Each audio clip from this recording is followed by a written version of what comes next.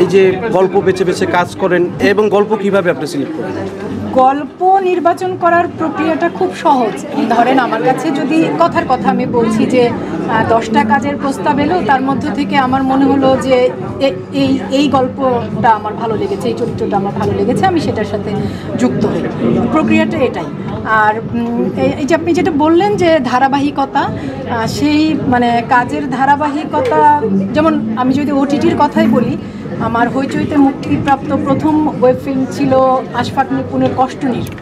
সেটার জন্য আমি ভীষণ ভালো দর্শক রেসপন্স, পুরস্কার, সম্মান, ভালোবাসা খুব পেয়েছি।